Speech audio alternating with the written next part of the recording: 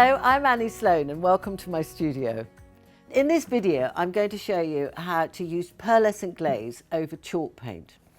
I've already painted this bedside cabinet in chalk paint in old white, and I've finished the whole piece with matte lacquer except for the top, which I'm going to paint with my pearlescent glaze. So the pearlescent glaze is like my lacquer, so areas finished with pearlescent glaze do not need additional protection. So I'm going to apply the glaze to here. So I'm going to put some down on my mix mat, and I could use a brush to apply it, but I'd like a really smooth finish. So I'm going to use one of my rollers. Make certain that you really get it covered. Make certain that it's all over. You don't want patches of it, so get a good coverage on it. And then simply apply it all over.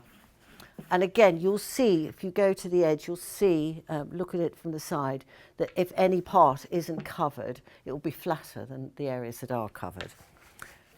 Now, to get a really, really strong cover and protection, what I would do is give it 2 coats of this. Allow one to dry, of course, and then that should be it. The second coat will be done fairly quickly after the first one because the chalk paint is quite absorbent. So I've just laid this cabinet down so that I can now apply my stencil onto it. And this is the stencil I'm using. This is the one from issue 3 of the Colourist. To remind you, I've already lacquered the whole thing. I've used a matte, my matte lacquer. So it's all done. And now I'm going to apply the pearlescent glaze. So I've got some pearlescent glaze here.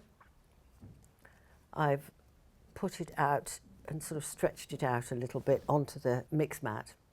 And now onto my stencil brush, I'm going to get quite a lot of the pearlescent glaze.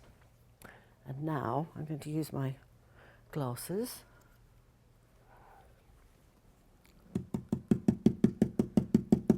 So I'm going to do the 2 of them together. Often I separate them, but this time I'm doing the 2 of them. I go over it. You need to do it several times because you think you've covered, but you probably haven't. So make certain that you've really covered it, and I would do it twice.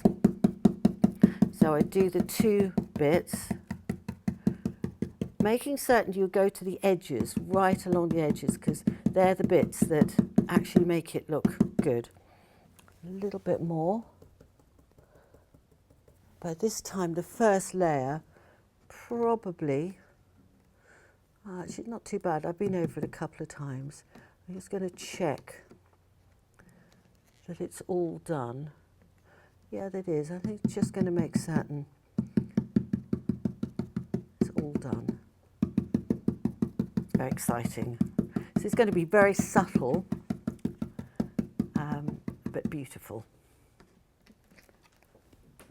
So you won't see it unless you look slightly to the sides.